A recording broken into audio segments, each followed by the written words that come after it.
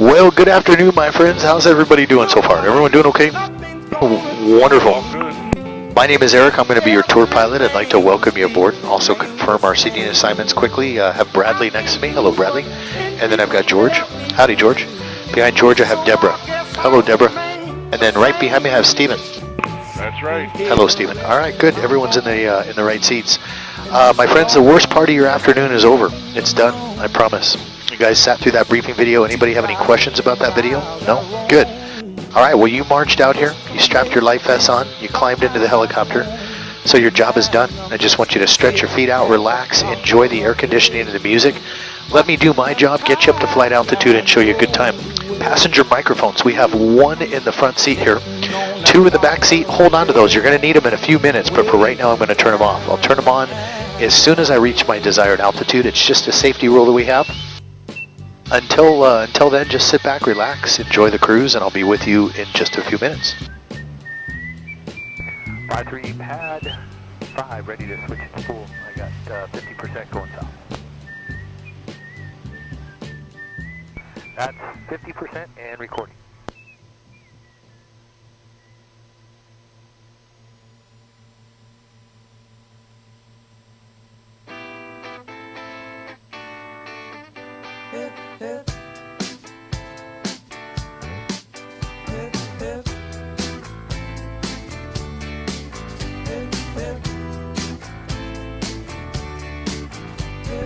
Kilo Tower, Blue 53 is at the cap for east and south departure. I think your 8 is just cut off. I think we're in between.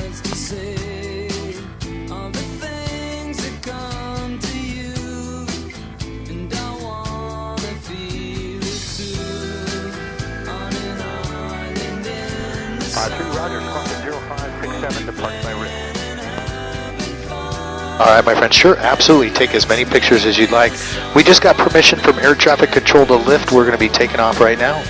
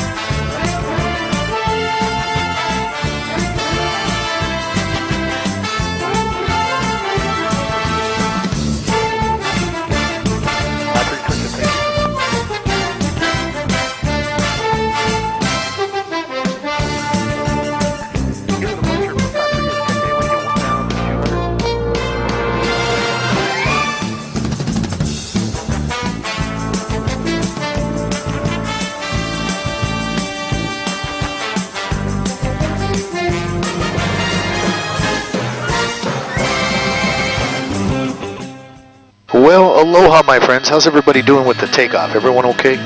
Yeah. Wonderful. Once again, my name is Eric. I'm going to be your tour pilot for this afternoon. You picked a beautiful afternoon to come up and fly. I don't know if anybody's told you, but Hilo, Hawaii is one of the wettest cities in the United States. We can average up to about 125 inches, 130 inches of rain per year with no problem. So a lot of times when we do these tours, we're dodging rain clouds. Rain is not a problem. If it does rain, I don't think it's going to, but if it does, rain is not a problem for the helicopter. We can fly through it with not an issue at all. Just gives the helicopter a much needed bath. It's the visibility that we're most concerned with. And the visibility out here is absolutely gorgeous. We've got unobstructed views all the way out towards the lava fields. My friends, the first thing I want to point out is this large piece of land that we're getting ready to fly over. George, this is the world-famous Mauna Loa macadamia nut farm. It looks like a gigantic maze. This piece of land is 2,500 acres. There's over 250,000 macadamia nut trees planted down there, in between those taller rows of Norfolk pine trees. So the next time you're eating a Hershey's bar, you can think about exactly where we're flying over right now.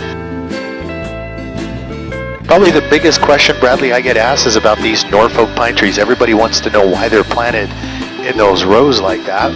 And the research that I did is very, very simple. The answer, I should say, is very simple. Those taller pine trees just create a windbreak for the mac nut trees. They help keep them protected from wind.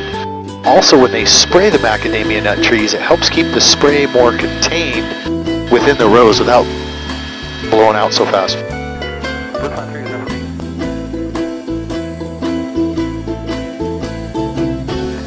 Roger that idea.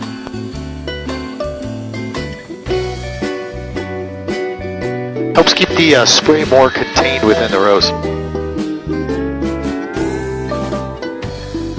5-3 indicating 2,800. Stephen, the factory's right down here off to your left. Makes for a wonderful tour. It's only about 15 minutes away from the airport. And it's about 45 minutes self-guided tour in all. My favorite part about that tour is actually not the tour itself, it's the gift shop at the end. They give away free samples of chocolate-covered macadamia nuts. I don't know about you guys, but anytime I hear anybody say free sample, I come running. Puts me in a very, very good mood. My wife gets kind of frustrated with me. We go to Costco to do a lot of our shopping, and she likes to get in and get out, beat the rush. And I like to push my cart real slow past all of those sample tables. So she's always saying, Eric, come on, let's go. And I'm holding up a toothpick with a meatball on the other end of it, saying, honey, just come on, just one more. Just give me one more. Just give me a few minutes. Hold on. Sometimes I'll stand in line waiting for those free samples, which really drives her crazy.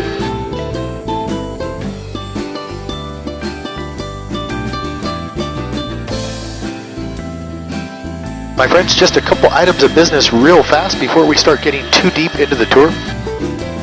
Once again, your passenger microphones are active. I want you to feel free to use them. Talk to each other. Ask me questions. Have fun with them. Most important thing to point out when you use those microphones is when you push the button, the closer the better. If you notice that my microphone is sitting right in front of my lips, watch what happens when I just start to pull it away just a little bit, just like that. It gets real quiet. So definitely the closer the better. Also throughout the cruise, Bradley, if you look over and you see that my lips are moving, you can tell that I'm talking. You just don't hear any words coming out. It's real quiet. Everything is okay. There's nothing wrong with your headset. That just means I'm talking to another helicopter, or I'm talking to air traffic control on a different radio frequency that you can't hear. I'm going to be doing that quite a bit throughout the cruise.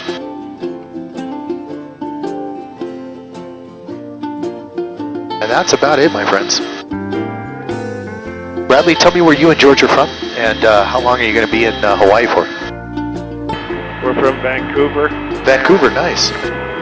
And we go to Kona tomorrow, Maui the next day. Nice. And then sail to Vancouver for 5 days at sea. Very nice. You guys having a good time so far? Oh yeah, we spent 4 days in Honolulu. Beautiful. Beautiful. Well, welcome aboard. I'm glad to have you here. Deborah, Stephen, how about you guys? Where are you from? My name's Steve. I'm from Washington, D.C. Okay. Debbie's from Raleigh, North Carolina. Nice. And we're on the same cruise as them. Oh, wonderful. Okay. Yeah, you had the same name on the manifest, so I always like to try and pair people up and find out who's together. You having a good time on that cruise?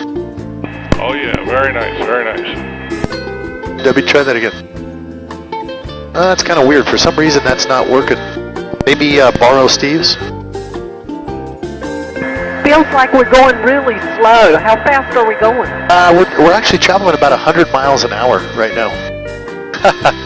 The higher we are off the ground, the the slower it feels. And right now we're at 4,500 feet. If we were up at 9,000, another 4,500 feet, it would feel like we were just barely creeping along here. So the higher we are off the ground, the slower it feels. How big is Hilo Island compared to all the islands? I'm sorry, Stephen, say that one more time for me, a lot louder. How large is the Hilo Island compared to the rest of the islands? The big island of Hawaii, I can't tell you as far as square mileage is concerned, but it's large enough to where you can fit in all of the other Hawaiian islands into this island, and you'd still have 50% left over. So you could fit in all the other Hawaiian islands into half the size of this island here. That'll tell you how large it is. 10-4. Now, my friends, you came out to see Kilauea.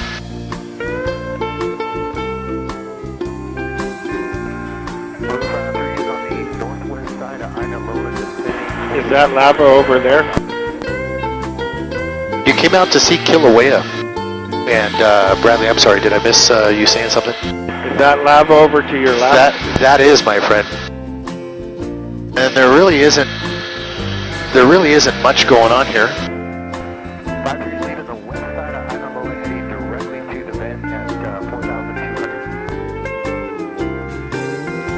4,200. There's really not much going on out that direction. We're going to descend past these clouds here. I'm at 4,100 feet. We're going to start to descend a lot more. We'll get you out of the nosebleed section, and we'll start talking a lot about Kilauea. I want you to keep in mind you came out to see Kilauea. That is one of 5 volcanoes on the Big Island, and out of 5, it actually happens to be the youngest.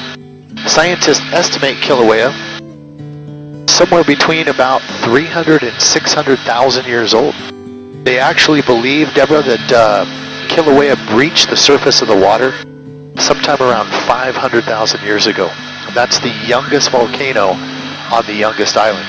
Now, the oldest one, Steve, just for comparison purposes, is called Kohala. It's up along the northern coast of the island. That's an inactive volcano. It's not going to be erupting anytime soon, anytime during our lifetime. That's estimated to be about 1.1 million years old. Now, that seems really old to us, but according to scientists, these are just mere babies on the geological spectrum. They're very, very young. Now, the cone that you see off in the distance, that's called Pu'u'o'o. That is the active cone of the East Rift Zone. When you look at that cone, George, I don't want you to think of that as the volcano, but rather one eruption site, one area where lava can emit from. A pu'u is nothing more than a cone, and along the East Rift Zone there are many different pu'us or cones. That just happens to be the active one. And o'o designates it as what they call a cinder spatter cone. That deals more with the characteristics of the cone and how it releases its lava.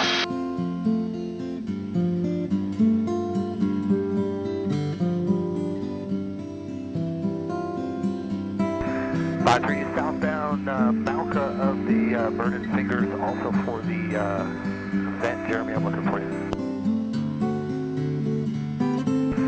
Jeremy, I got you. I'm at your, about your 3 o'clock up high, about 3.4. So my friends, we're gonna check out a lot of different things in the field here today. Got a lot of interesting facts for you. I want to show you the cone first and foremost. We're going to go check that out right now. I hear it's a lot more active right now. It is actually. If you look out to the right, way off in the distance on the horizon, about the 2 o'clock position, you see the steam coming from the ground. That is the Hale Ma'u crater of the East Kilauea Rift Zone. And that is the one that's been rising to unprecedented levels.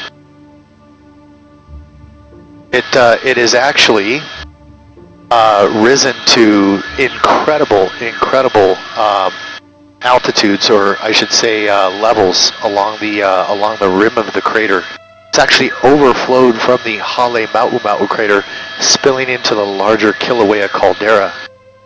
They do believe that there's some sort of a blockage going underneath the ground. These are all connected, all part of the East Rift Zone.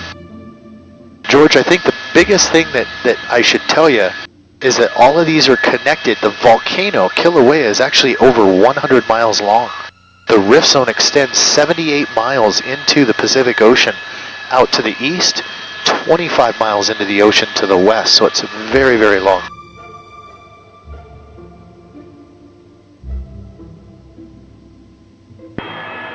This is also the youngest island as well. This is, my friend, this is the youngest volcano on the youngest island. Still has a lot more. As a matter of fact, scientists believe that as long as Kilauea, as long as mankind continues to walk the face of this earth, Kilauea will continue to produce lava. They don't believe it'll ever stop. Now sometimes, Steve, you can see magma down there splashing around, sometimes you can't. It just depends on the day and even the hour. You can see a little bit of orange. Oh yeah, look down into that hole down there. That hole right out your door low. I want you to look around that as soon as we come back around to the left. 53 Jacuzzi continuing left here at 3.6.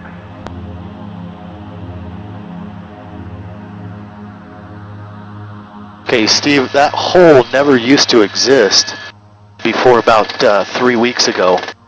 As we come around, you're going to see a tremendous amount of bubbling lava inside of that. Check that out. Isn't that amazing?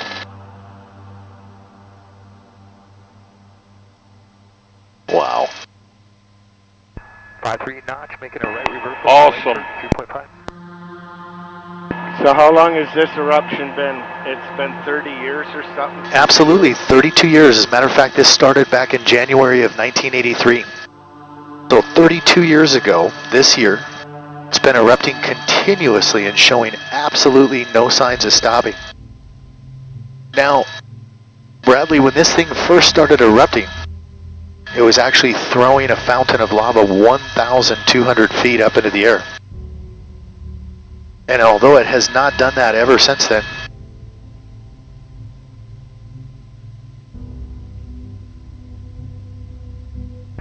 Ethan, I got you. I just got one more right, and then I'm off. Roger that, my friend. Jeremy, where'd you say those falls were? Gotcha, thank you.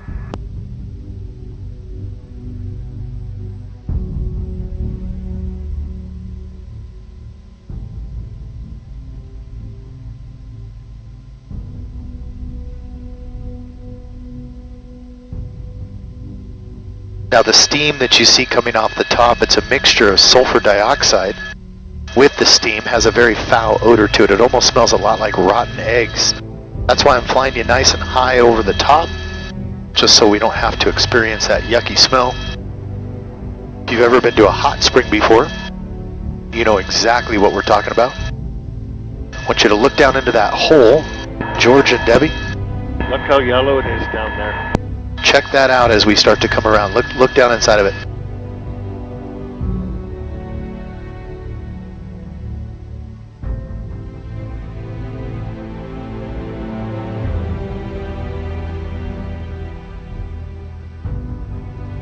Wasn't that amazing? Isn't that beautiful?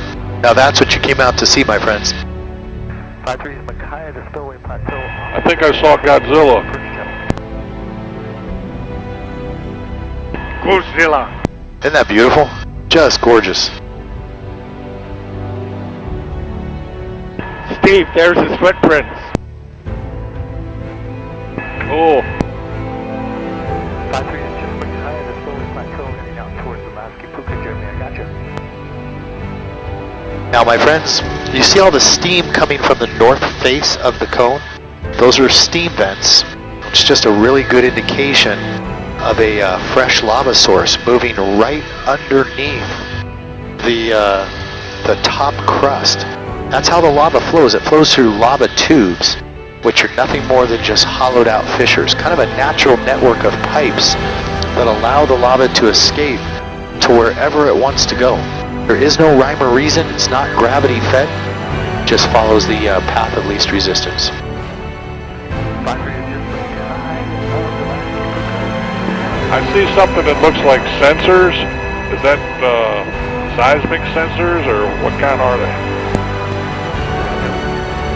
I'm sorry, say that one more time for me? Steve said he saw sensors. Are Yes. those earthquake sensors? No, actually, that's a really good observation. Hold on one second. Wow, that's amazing. Actually have lava flowing right into that green belt down there.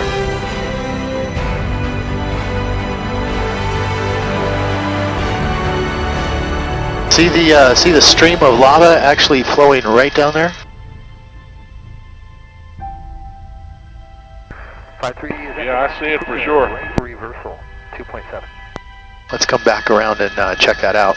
The solar panels that you've been seeing on the ground, they power those white tripods. Those tripods are actually cameras. Those are put up by the geologists that work for the USGS, and that's what they use to keep track of the activity out here.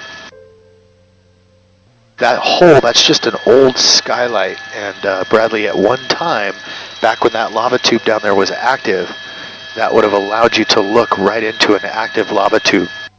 So look right out there, you can actually, that's what we call a kipuka, and a kipuka is just a sanctuary of trees that's been completely left alone by the lava, completely untouched, but you can see that there's a small lava waterfall, or a lava fall I should say, actually flowing downhill into the kipuka, which is really interesting.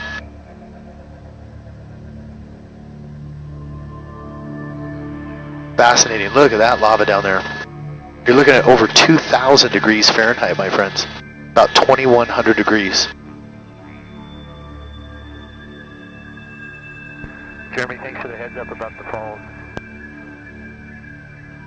It's beautiful. Will your video capture that? Absolutely, my friend. Absolutely. That's why I'm moving the camera around. Oh my goodness.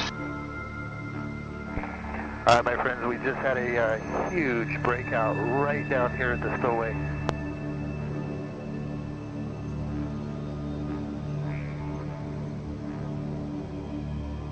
My goodness, Steve, not everybody gets to see this. I've seen a breakout like this probably 2 times in the last year. Did that just open up? Just opened up, my friend. I'm sure he's coming around your side. It is unbelievable. Guys, there's a massive breakout the lower spillway, in between the spillway and the last kipuka.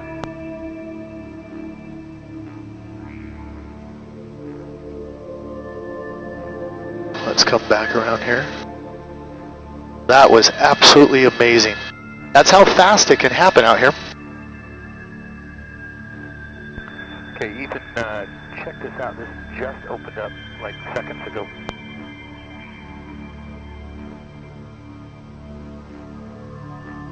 You're looking at well over 2,000 degrees Fahrenheit, my friends. It's already crusting over. Exactly, it's crusting over, starting to insulate itself down there. That's how fast that can pop and go. Isn't that amazing? You wouldn't want to be standing there anywhere near that. Do we go to the other crater too?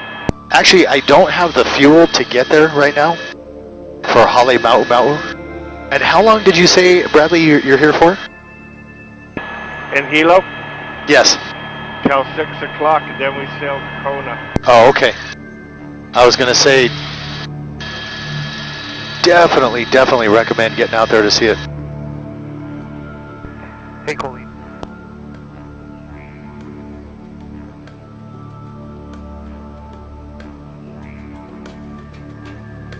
So my friends, about 50 square miles of lava fields in all. It's very, very large out here. And that breakout that you just saw, that's an excellent example about just how fast things can happen out here. Debbie, a lot of people have kind of a misconception about the lava. They believe that they're going to see these roaring rapids, these roaring rivers of angry molten lava. And that does happen from time to time, but it's more the exception rather than the rule. And a lot of the advertising brochures and videos show the lava at its absolute peak, at its finest. But that doesn't happen all the time. But that breakout that you were just able to see just now, when I say spectacular, I mean not too many people get to see that. I mean, I've been on top of it as it's starting to crust over, but to actually see that break open like that is just amazing. You're really, really fortunate. Now, my friends, that keep in mind that magma is coming from the mantle, the upper mantle of the Earth, so the very center of the Earth. And also, the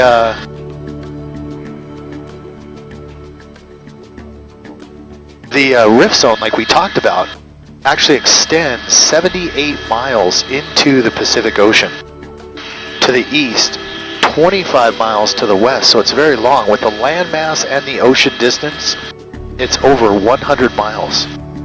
And also, the magma, like I said, comes from that the upper mantle of the Earth. So if we had a three-dimensional cutout on paper, it would appear as if we were flying over the top of an extremely long and steep mountaintop.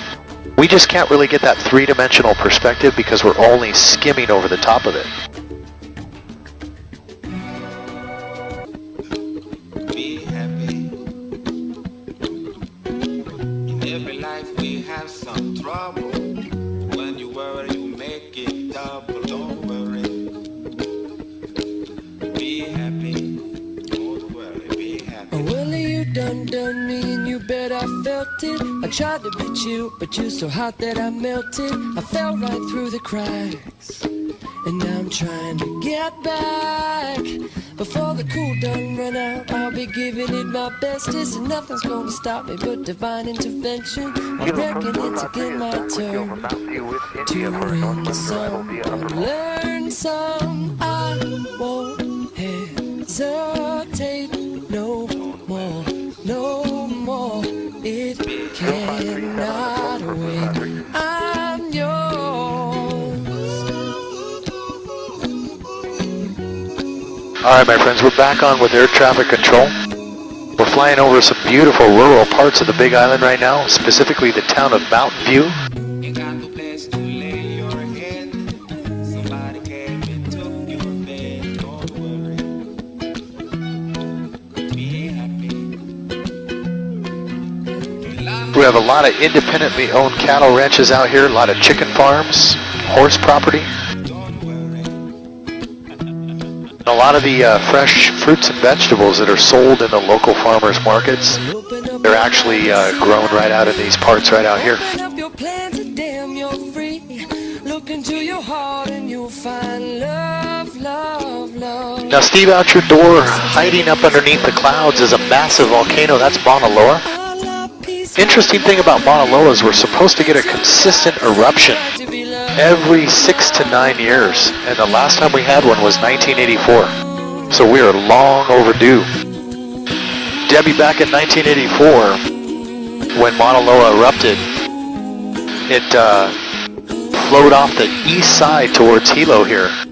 Flowed for 27 days straight, and after 27 days it came to a screeching halt about 4 miles outside of the town. Steve, you can see some beige, almost lighter green patches up on the hillside, up underneath the clouds to the left. That's where the lava flows from Mauna Loa stopped back in 1984. Scientists say that the magma levels are starting to rise again, and the volcano is behaving very much like it did back in 1984. I've heard estimations anywhere from 6 months to 2 years before we can expect another eruption.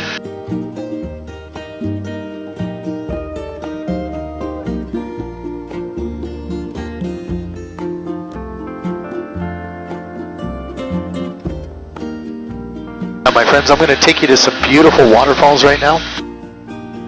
The name of these waterfalls are Upper Falls. It's all part of the Wailuku River. And the Wailuku River is 100% natural rainwater that is coming down from the higher elevations of Mauna Kea. Mauna Kea is our big inactive volcano, also up to the left, but a little more in front of the helicopter. She stretches up to 13,796 feet in altitude. So you've got the Wailuku River flowing down slopes, splitting off into these gorgeous fingers that we call upper falls. About 3 miles downslope, the water finds its way out towards the Pacific Ocean. But not before we get to enjoy it. Is the Big Island the only island with active volcanoes? Yes, right now, absolutely.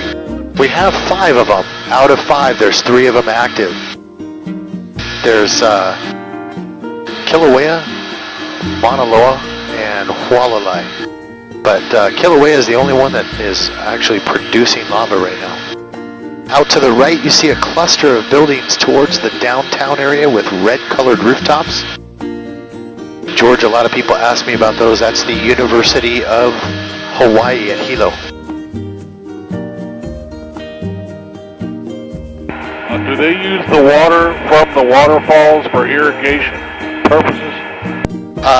They do. They also use the water to make electricity as well. These falls that I'm taking you to are actually owned by a small power company, and they use the water to make electricity. So the waterfalls are constant. Absolutely. Matter of fact, Steve, I've never seen them stop flowing, ever.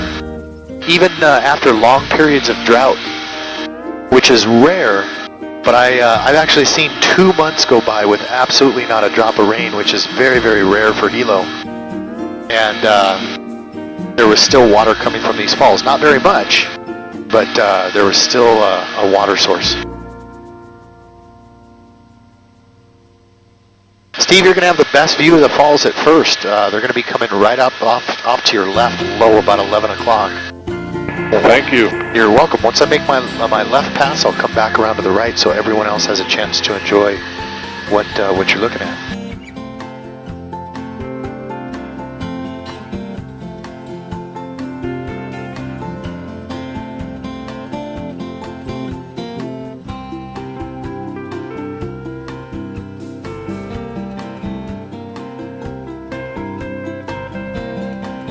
Welcome to Upper Falls, my friends.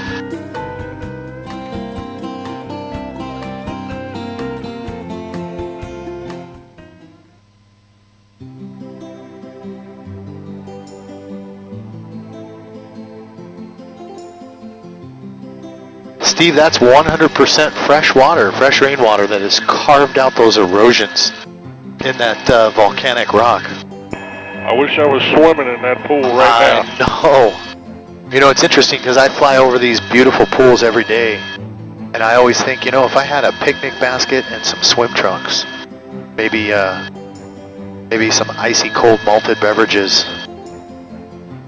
5-3, Roger, I'll be looking for him in the turn. I could make a whole afternoon out of these waterfalls. They're just beautiful.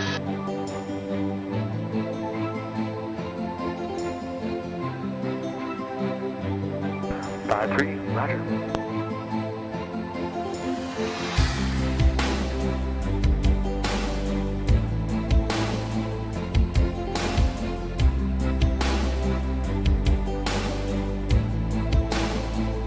Are you seeing this, Deb?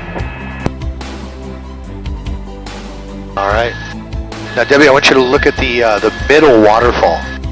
It doesn't look like it from here, but it's actually the tallest waterfall that we have. It's just over 100 feet tall. About a month ago, I saw some teenagers that climbed up to the top. They're actually jumping off the top of that middle waterfall into the pool at the bottom.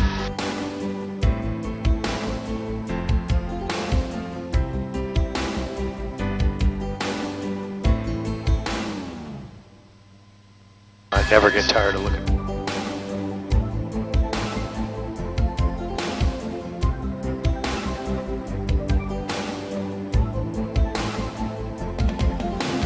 Bradley, people ask me all the time how many waterfalls exist on the Big Island, and the truth is nobody really knows.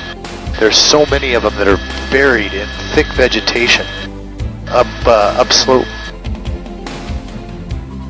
that even in a helicopter all day long it'd be really hard to find all of them.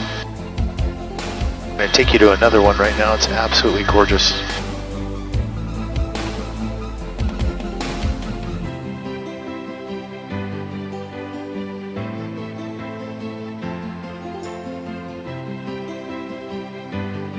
Steve, again, right up here off to our left, low, there's going to be another one. It's really nice. Why does nobody live out here? I'm sorry? Why does nobody live out here? Well, off to your left, Deb, up into the forest reserve, that's all state property that's owned by the state of Hawaii. But right out here, you're going to start to see some private farms and ranches. Really, really nice. And this is all private property right out to your right. Yeah, I'd want to build me a house right next to a waterfall. Wouldn't that be nice? Yeah. Tell ya.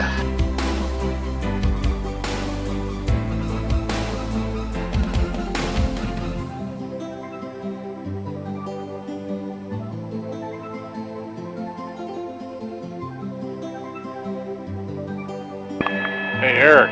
Yes, sir. Do you get paid for this? I do. Not a bad job, is it? Sweet. Yeah, you don't hear me complain.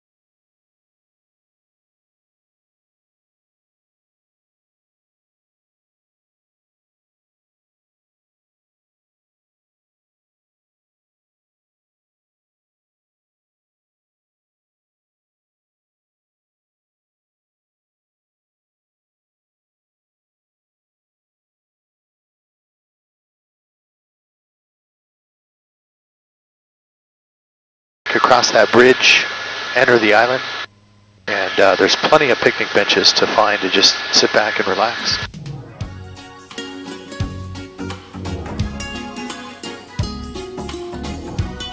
I'll slow down when we get in front of the ship so you can take a photo of it. Maybe Bradley right out of the front. I'm going to head right to it. 5-3, clear to cross 8, ready, my wrist. Almost heaven, West Makaha. Irish mountain, crystal clear blue water. All my friends there hanging down the beach, young and old among them, feel the ocean breeze. Country road, take me Did you get one? Perfect. to the place I belong. Mount Carmel, oh take me home, oh country road. I heard a voice in the morning, it calls me as though to remind me of my home far away. Driving down the road, I feel spirits coming to me from yesterday, yesterday. All my memories hold heaven on high. Brown skinned woman, clear blue island sky. Daytime sun shines, oh so bright. Midnight moon a glowing, stars up in the sky. Country road, take me home to the place I belong. Mount Carmel, take me home, country road. I hear a voice in the morning, constant calling, as though to remind me of my home far away. We driving down the road, I feel spirits coming to me of yesterday, yesterday. Almost heaven, West Volcano, Irish mountain, crystal clear blue waters. All my friends there sitting on the beach, young and old among them. Nice landing. All right, thank you. My friends, once again, we are safely back down on the ground. Thank you very much for coming up with me. I enjoyed having you. Thank you. You're very welcome. Thank you. You're welcome. Enjoy the rest of your time in Hawaii, and please be safe on your return trip back home.